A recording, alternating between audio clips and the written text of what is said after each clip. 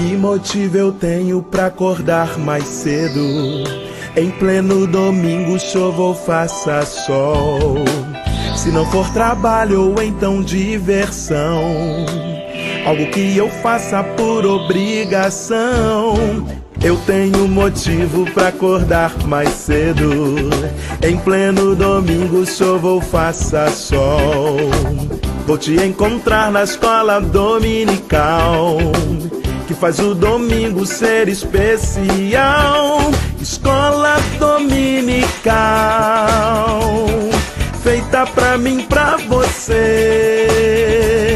Espaço pra crescer e a Bíblia conhecer, sempre junto com você. Escola dominical, feita pra mim, pra você. Espaço pra crescer e a Bíblia conhecer, sempre junto com você. Que motivo eu tenho pra acordar mais cedo? Em pleno domingo, chova ou faça sol. Se não for trabalho ou então diversão, algo que eu faça por obrigação. Eu tenho motivo pra acordar mais cedo. Em pleno domingo, chova ou faça sol. Vou te encontrar na escola dominical, que faz o domingo ser especial. Escola dominical, feita pra mim, pra você. Espaço pra crescer e a Bíblia conhecer, sempre junto com você. Escola dominical, feita pra mim, pra você. Espaço pra crescer e a Bíblia conhecer, sempre junto com você. Escola dominical, feita pra mim, pra você. Espaço pra crescer e a Bíblia conhecer, sempre junto com você. Sempre junto com você. Sempre junto com você. Graça e paz a todos que nos acompanham no canal Palavra Viva e Fiel. Vamos para a 8ª lição do trimestre, Juízes, capítulo 17 e 18, a idolatria de Mica e da tribo de Dan. O texto áureo nos fala: então se alegrou o coração do sacerdote, tomou a estola sacerdotal, os ídolos do lar e a imagem de escultura, e entrou no meio do povo. Juízes, capítulo 18, versículo 20. A verdade prática nos diz: não há lugar para a bênção de Deus onde imperam o pecado e a idolatria. A leitura bíblica está no livro de Juízes, capítulo 17, versículos 1 a 13. Na introdução do comentário, lemos: entramos na seção final do livro de Juízes, capítulos 17 a 21, quando o escritor bíblico expõe a culminância da trágica decadência religiosa e moral de Israel. O povo escolhido corrompeu-se completamente e, ao invés de influenciar, acabou influenciado pelos povos ao seu redor, se tornando igual ou até pior do que eles. Os capítulos 17 e 18, objeto de nossas reflexões nesta lição, retratam o caos religioso então instalado em Israel. Veja, portanto, que apesar de todos os livramentos que Deus tinha dado a eles através de Sansão, Jefté, Débora e vários outros juízes, ainda assim o povo de Israel estava indo ladeira abaixo, cada vez mais decaindo, nunca melhorando, mas sempre piorando. Essa é a tendência do ser humano sem Deus, é cada vez pior. No primeiro tópico, lemos sobre Mica e a idolatria familiar. A afirmação da idolatria familiar. Havia um homem da região montanhosa de Efraim, cujo nome era Mica. O capítulo 17 de Juízes expõe a história de um ladrão, mas não um ladrão qualquer, um ladrão de sua própria mãe, um ladrão confesso da sua própria mãe, que tomou-lhe indevidamente 1.100 ciclos de prata, uma boa quantia naquela época. Repare que é a mesma quantia que os príncipes dos filisteus pagaram cada um deles a Dalila, para que ela lhes revelasse o segredo de Sansão. A confissão de Mica está mais para alguém assustado com uma possível maldição do que alguém arrependido das suas ações. Afinal, a sua mãe era conhecida, pelo que nós inferimos desse relato, em proferir maldições, e aparentemente essas maldições impunham medo às pessoas. A sua mãe, ao invés de discipliná-lo ao confessar seu crime, reafirmando o ensino de inegociáveis balizas morais, se mostra conivente com o erro e até abençoa o filho. Veja só, não havia zelo espiritual naquela família, havia pura religiosidade exterior. Dessa forma, vemos que essa degradação religiosa não era apenas algo coletivo, mas das próprias famílias. A Bíblia nos relata que, ao ser restituída dos 1.100 ciclos de prata, a mãe de Mica dedicou esse dinheiro para Deus. Aparentemente algo bom, porém veja a continuação. Quando foi para cumprir esse voto, ela ofertou apenas uma parte desse dinheiro, 200 ciclos de prata, e não toda a quantia recebida. Ou seja, havia uma quebra do voto. E além de ela surrupiar uma parte do valor que ela própria havia dedicado a Deus, ela usou esse valor, esses 200 ciclos de prata, para construir um ídolo, uma imagem de escultura, uma imagem de fundição com aquele material, com a prata. Esse ídolo ficava guardado no interior da própria casa daquela família. Era uma violação muito clara à lei de Deus. Cada qual fazia o que parecia certo aos seus olhos. Veja que não é diferente do mundo de hoje, em que as pessoas são incentivadas a fazer aquilo que lhes parecer melhor. Não se reprima. Se lhes dá prazer, faça. Se você se sente bem fazendo, faça. Esse é o conselho que o mundo de hoje nos dá. No livro de Juízes, nesse texto, nós encontramos o resultado de como a sociedade, começando pelas próprias famílias, cai em decadência a partir do momento em que cada um faz o que acha melhor aos seus próprios olhos. No segundo item do primeiro tópico, lemos sobre o agravamento da idolatria familiar. Mica vai mais além na sua degradação religiosa e consagra um dos seus próprios filhos para ser sacerdote daquele ídolo que eles haviam construído. Veja então 3 irregularidades religiosas, isso sem contar a questão do ídolo. Primeiro, o sacerdote da casa deveria ser o pai, não algum dos filhos. Segundo lugar, sacerdotes eram apenas os descendentes de Arão. Terceiro lugar, os sacerdotes deviam dedicar-se a toda a comunidade de Israel e não a alguns indivíduos ou algumas pessoas. Juntamente com a questão do ídolo, eram pecados muito graves. Todos eles eram punidos com a morte pela lei de Moisés. Portanto, aquelas pessoas viviam no pecado de forma contínua. Elas viviam no pecado como se o pecado fosse algo normal para elas. Porém, o pecado é assim. Ele leva as pessoas cada vez mais ao fundo do poço. Leva a situações cada vez mais deploráveis. Por isso, não satisfeito, o que Mica faz? Ele contrata um levita para ser o seu sacerdote particular, para ser o sacerdote daquela casa baseada não na adoração a Deus, mas naquele ídolo pagão. Portanto, observe quanto o pecado ele leva as pessoas progressivamente para mais longe de Deus. Terceiro item do primeiro tópico, a cegueira da idolatria familiar. Veja o pensamento deste homem, Mica. Sei agora que o Senhor me fará bem, porquanto tenho um levita por sacerdote. Longe de entender que sua atitude era pecaminosa, ele considera que a sua religiosidade seria recompensada por Deus. Então veja que em momento algum ele pensa em agradar a Deus. O que ele queria era que Deus o abençoasse, era que Deus lhe fizesse bem. Ele queria as graças, as bênçãos de Deus, mas ele não queria servir a Deus do jeito que Deus manda. Para isso, ele achava que o fato de ter um levita, alguém da tribo de Levi como sacerdote, já que da tribo de Levi é que vinham os sacerdotes, isso lhe daria uma espécie de favor especial de Deus. Ele tinha seus ídolos, tinha seu santuário particular e tinha um levita como sacerdote, ao qual ele pagava. mas era um zelo apenas exterior, construindo todo um cenário de aparência de adoração, apenas aparência. O propósito de Mica era o benefício próprio. Sua motivação estava baseada não na fé, mas na superstição, numa religiosidade superficial, misturada com péssimos costumes espirituais dos povos pagãos.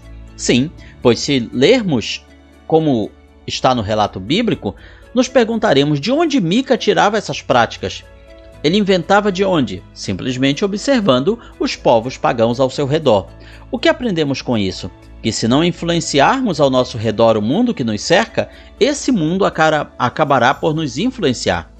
É interessante perceber que o colapso espiritual da família de Mica não se materializou em ateísmo, ou seja, eles não negavam a existência de Deus, eles eram teístas, mas fizeram uma adoração deturpada a Deus. Em vez de eles atenderem que o Deus verdadeiro, Deus que tinha libertado o povo de Israel, o Deus a quem eles deviam servir, era um Deus invisível, além dos céus e da terra, eles materializaram essa ideia desse Deus naquele ídolo feito por eles mesmos, ou seja, era uma religiosidade descompromissada, sincrética porque misturava elementos sagrados e profanos, e também era uma religiosidade hipócrita, falsa, que não tinha nada a ver com agradar a Deus, mas sim receber as bênçãos de Deus. Não havia nessa religiosidade abandono do pecado, já que eles conviviam com a idolatria. Era em franco desprezo à palavra de Deus, ou seja, ele queria fazer a sua própria religião do seu jeito. É isso que Mica queria fazer, e é o que muitos querem fazer hoje, servir a Deus do seu jeito, dentro das suas regras. No segundo tópico da lição, lemos sobre a tribo de Dan e sua migração. A Bíblia corta agora a história de Mica e passa para um outro cenário, a migração dos danitas. Ou seja, os danitas eram os componentes da tribo de Dan. Eles receberam terra suficiente para acomodar sua tribo, mas até aquele momento eles não tinham conseguido conquistar essa terra. Por isso, eles ainda eram nômades. Iam para vários lugares procurando terra para habitar. Na verdade, a tribo de Dan padece do mesmo problema e infelicidade de Mica, por causa da concepção idólatra que possuem a respeito de Deus, retratando mais uma vez o declínio espiritual de Israel. Ao invés de guerreiros cheios de fé e corajosos, compromissados com as batalhas do Senhor, a tribo de Dan optou por intimidar os seus próprios compatriotas israelitas, o seu próprio povo, e além disso, atacar uma cidade indefesa. Dessa forma, a tribo de Dan não cumpria o propósito de Deus para eles. A consulta dos danitas. O que eles estavam buscando afinal? Veja que eles encontram, nas suas viagens, a família de Mica, e agora essas duas histórias se cruzam, e eles pedem para que o sacerdote de Mica consulte a Deus por eles. Eles queriam saber se o caminho que estavam indo lhes levaria à prosperidade. Eles queriam saber se teriam boa sorte ou se teriam fracasso. Assim também são muitas pessoas hoje. Elas querem a resposta de Deus para elas, mas uma resposta que lhes agrade, uma resposta que lhes indique que Deus se agrada da vida delas, que vai dar tudo certo, que tudo estará bem. Elas querem ouvir apenas isso, muitas vezes, quando se dirigem a igrejas, quando procuram profetas, quando buscam um aconselhamento pastoral. Elas não querem a mensagem do arrependimento, elas não querem a mensagem da salvação, elas querem a mensagem apenas da prosperidade e da bênção. 5 espiões foram enviados à procura de um novo território, sendo que no caminho para o norte, chegaram à casa de Mica e ali pernoitaram. Na ocasião, após reconhecer o sacerdote, pediram que ele consultasse a Deus sobre o sucesso da sua missão e receberam resposta positiva. A passagem bíblica não diz se o levita realmente foi atrás da vontade de Deus, mas ele trouxe a resposta que eles queriam, uma resposta rápida e conveniente para com as expectativas danitas. Ou seja, o levita, como muitos supostos pregadores, supostos profetas, supostos mestres espirituais dos dias de hoje, disse àquelas pessoas o que elas queriam ouvir, não o que elas precisavam ouvir. De novo, as circunstâncias do evento demonstram a precariedade da condição espiritual de todos os envolvidos na história. Os danitas buscavam a bênção de Deus através de uma dinâmica de ação incompatível com o que Deus havia proposto ao seu povo. Já o sacerdote, no seu diálogo, o que ele relata? Astutamente, deixou subentendida sua disposição para atuar como sacerdote para quem lhe pagasse melhor. Ou seja, na sua conversa com os espiões da tribo de Dan, ele fala: eu sou sacerdote aqui porque Mica me paga. Ele me paga o meu salário e eu lhe sirvo de sacerdote. Infelizmente, seu ofício sacerdotal era motivado pelo dinheiro e não pelo amor a Deus e ao seu povo, já que ele, como levita, sabia muito bem que a sua obrigação de trabalhar não era para uma família, para uma cidade específica, mas sim no santuário que naquela época estava na localidade de Siló. Ali é que todos os levitas deviam servir a Deus, em nenhum outro lugar. Os espiões danitas saem da cidade de Mica e vão até um outro local, uma cidade chamada Laís. Ali eles se informam sobre o modo de vida daquelas pessoas e voltam para o restante da tribo trazendo um relato otimista. O povo de Laís era pacífico, ou seja, indefeso. Não tinha qualquer tratado militar com as tribos vizinhas. Era uma cidade vulnerável e de fácil conquista. Era um cenário completamente diverso daquele que os espiões originais, ao entrarem em Canaã, trouxeram a Moisés, como lemos em Números 13 e 25. Eles falaram de cidades fortes, cidades cheias de exércitos, com soldados guerreiros e valentes, cuja conquista demandaria o agir de Deus para eles, completa confiança nas promessas e na força do Senhor, conforme aquela manifestação corajosa e piedosa de Josué e Caleb diante dos seus compatriotas. Mas aqui vemos uma cidade vulnerável, uma cidade indefesa e uma arrogante autoconfiança por parte dos membros da tribo de Dan. Ou seja, eles queriam um lugar para chamar de seu, uma ideia válida, uma ambição válida e positiva. Porém, eles não queriam fazer isso de maneira que lhes custasse algum esforço. Eles queriam um lugar fácil de conquistar, e ali estava a cidade de Laís. E assim eles fizeram. Eles conquistaram aquela cidade, mataram homens, mulheres e crianças, ou seja, fizeram um verdadeiro extermínio, um verdadeiro genocídio. Conquistaram de maneira fácil um lugar para chamar de seu, diferente do que Deus havia planejado para o seu povo de Israel. No terceiro tópico, lemos sobre a tribo de Dan e sua idolatria, a parada estratégica deles no caminho para a cidade de Laís. Eles resolvem passar pela casa de Mica, porque os espiões haviam informado que ali havia um santuário com sacerdotes e com um ídolo. Qual o interesse deles de fazer essa parada?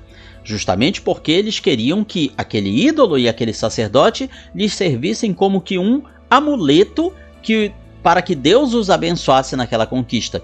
Eles queriam a bênção de Deus, mas da forma errada, assim como muitas pessoas nos dias de hoje.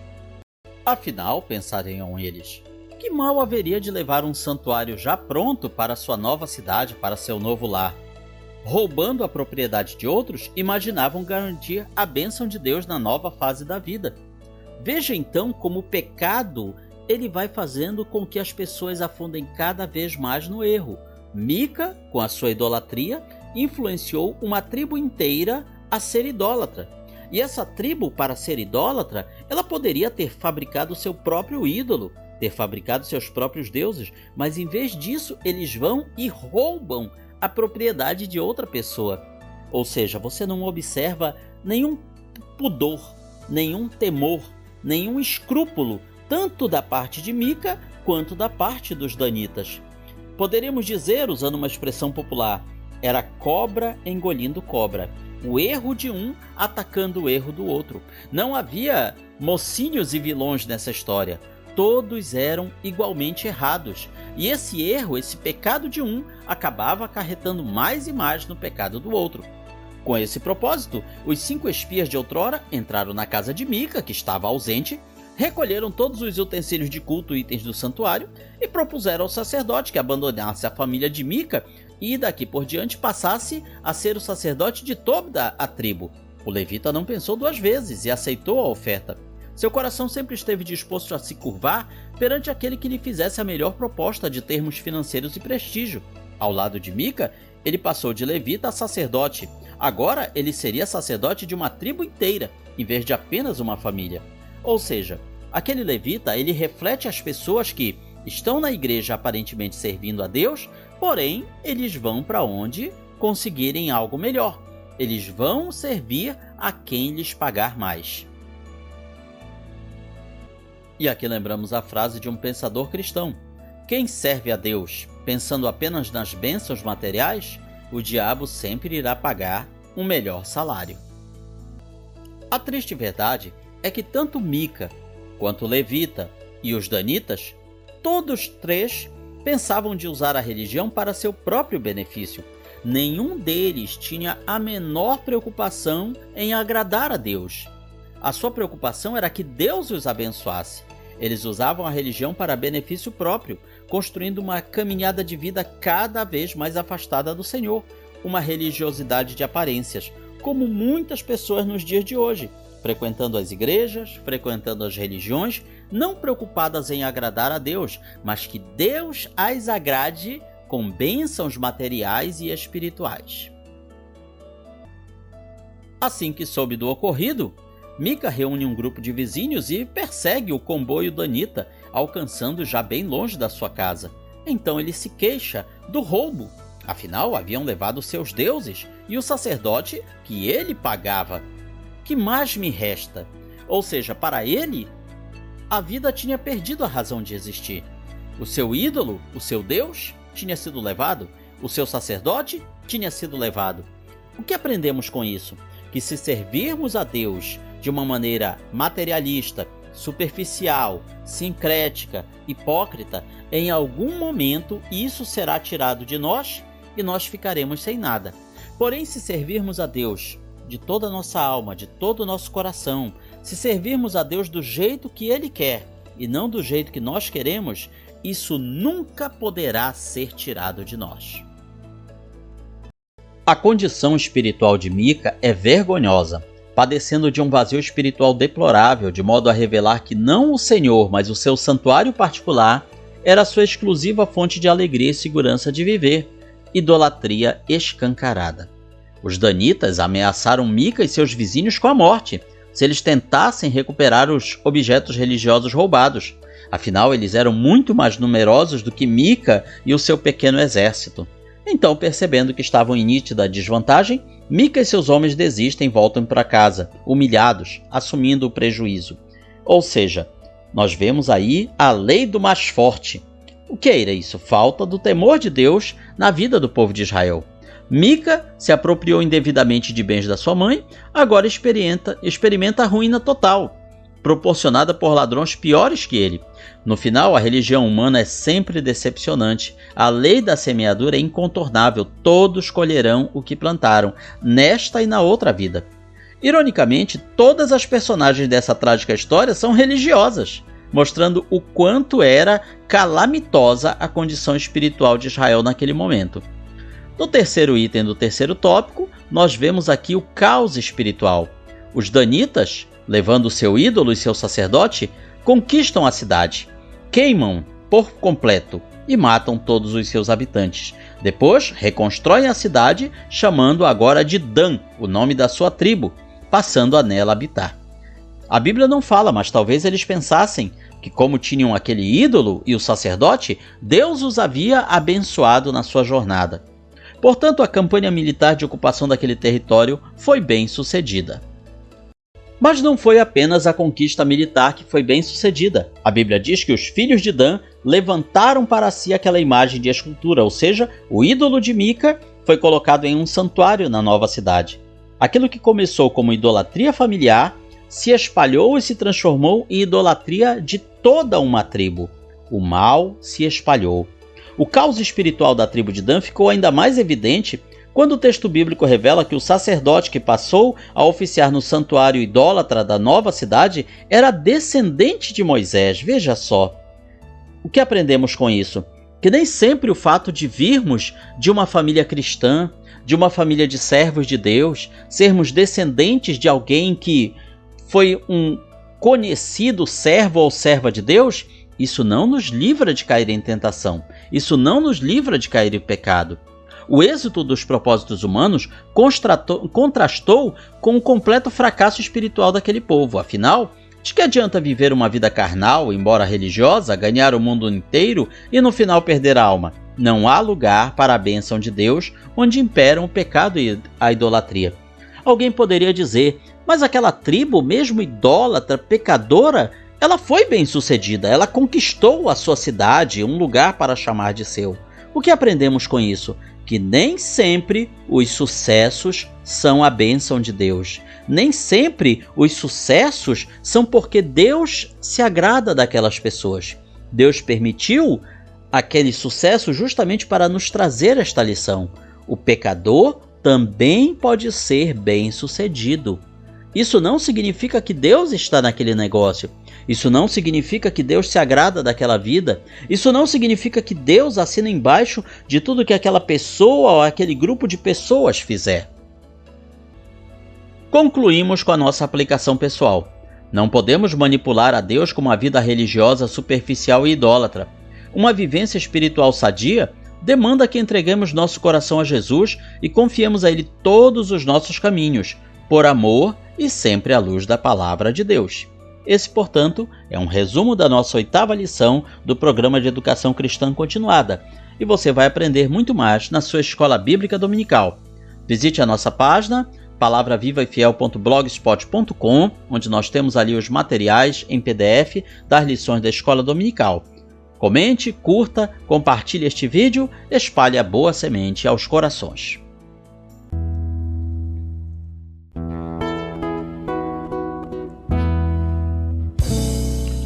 Findou-se o tempo de estudo da escola dominical. Boa lição aprendemos do nosso Pai Celestial. Despede-nos, Jesus Cristo, em tua paz e amor, e nos concede para sempre o teu celeste favor. Aos visitantes e amigos agradecemos também. Que a paz de Deus reine em todos e até domingo que vem. E até domingo que vem. E até domingo que vem.